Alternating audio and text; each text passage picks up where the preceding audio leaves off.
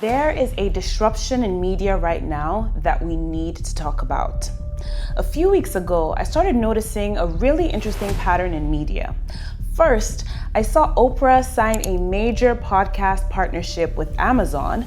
Then I saw reports that Spotify and Netflix had partnered with Jay Shetty in a deal reportedly worth around $100 million. And then a few days ago, I came across something that also intrigued me about a fashion podcast that I've been listening to since around COVID.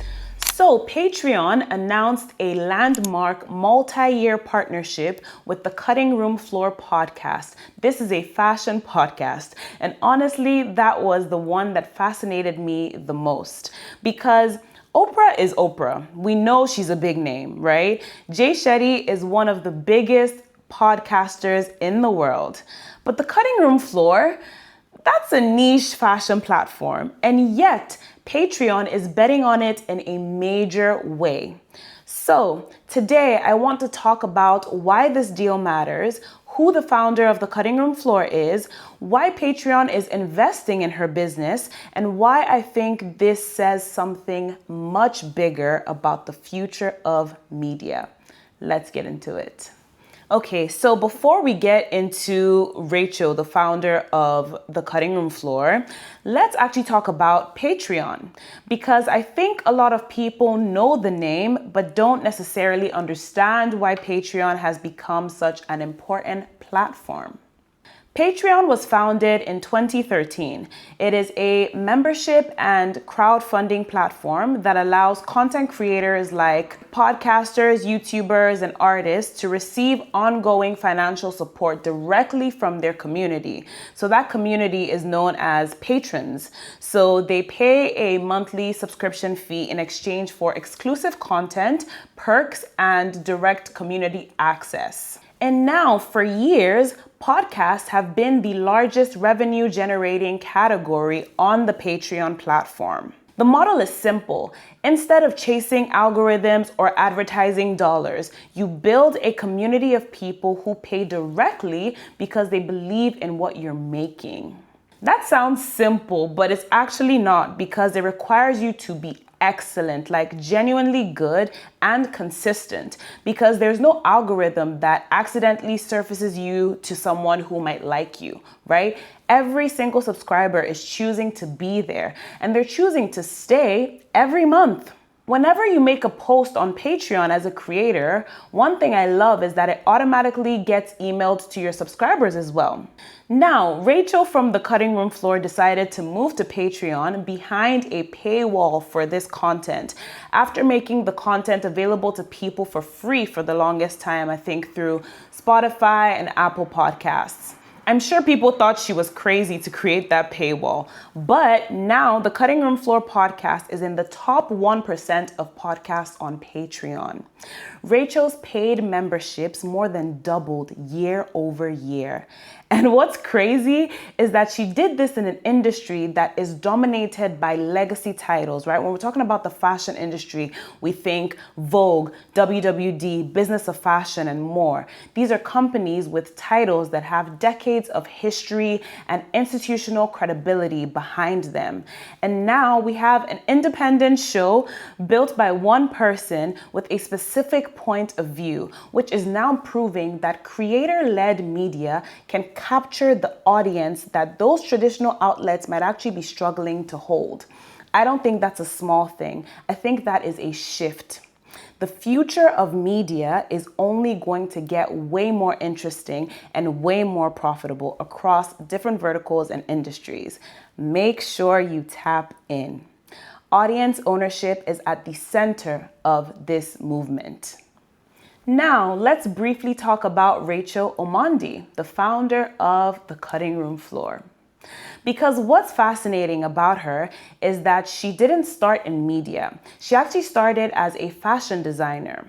After studying at SCAD, she worked at places like Calvin Klein and Theory before launching her own self-titled label, Omondi, in Brooklyn in 2013.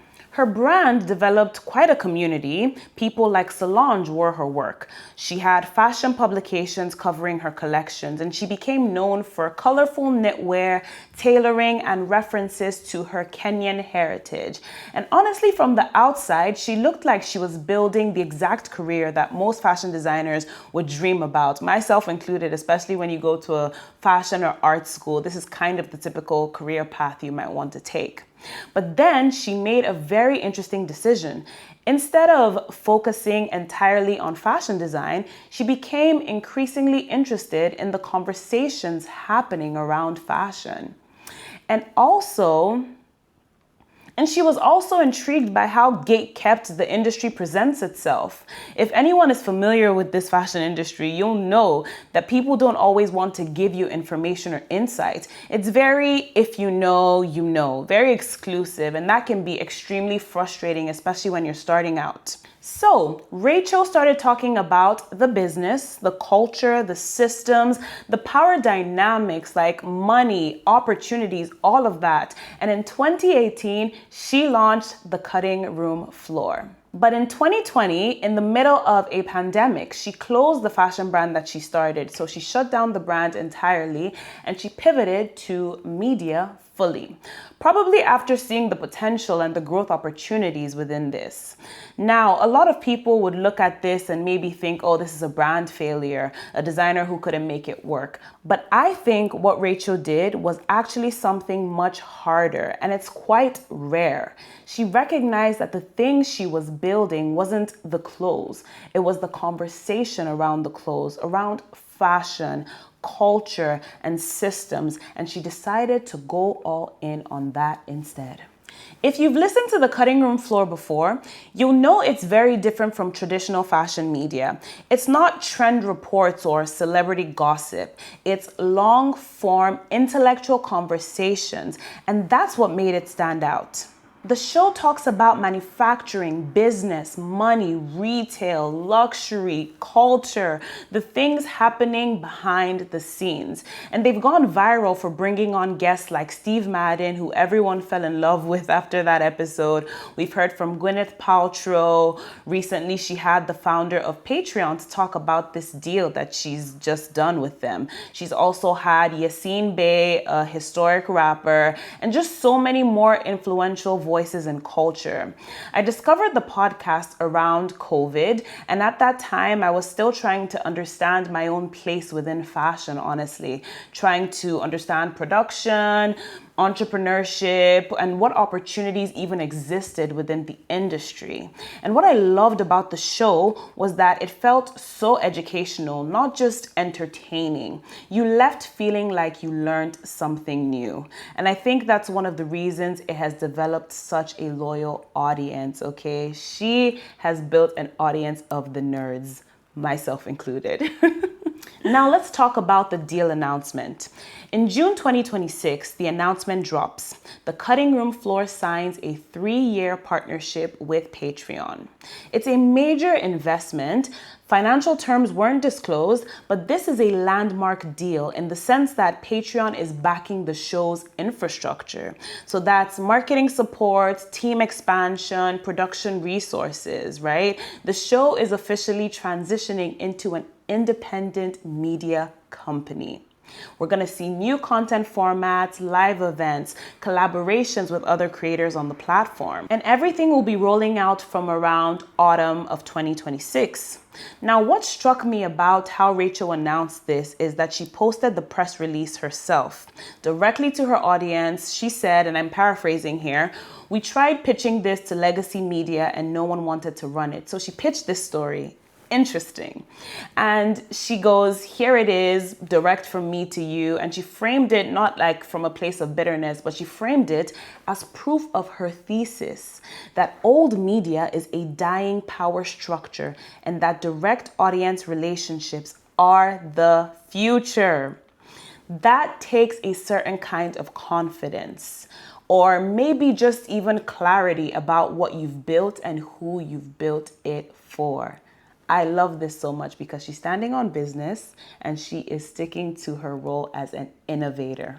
In regards to ownership of your audience, one thing Rachel said recently was, we believed creators should own their relationship with their audience instead of renting it from an algorithm. And honestly, that's such a huge takeaway from this entire story, because so many businesses today are built on borrowed land, right? Instagram can change tomorrow, and it's been changing a lot. TikTok can change tomorrow, right? But when it comes to community, that is incredibly different.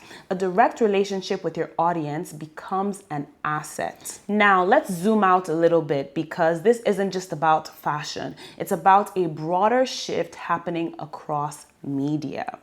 The creator is becoming the media company. We're seeing it with newsletters, we're seeing it with podcasts, with YouTube, and even with Substack of recent, right?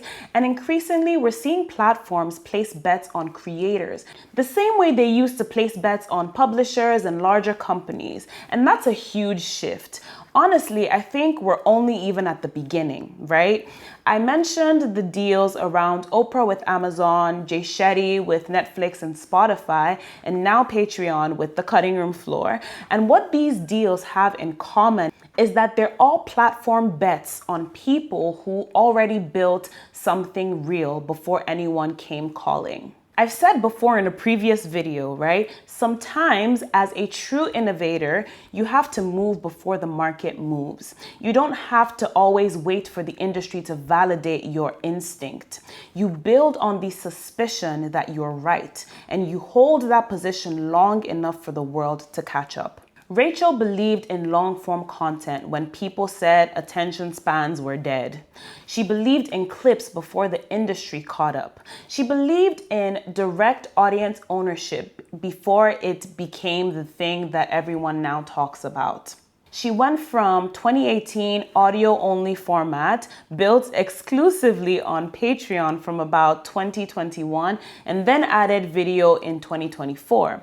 TikTok videos from the cutting room floor are now topping 1 million views with nearly like 200K followers. And she had a live event that had about 600 people show up, even though the venue could only fit about 100 people. Insane. That's not luck. I look at that as pattern recognition.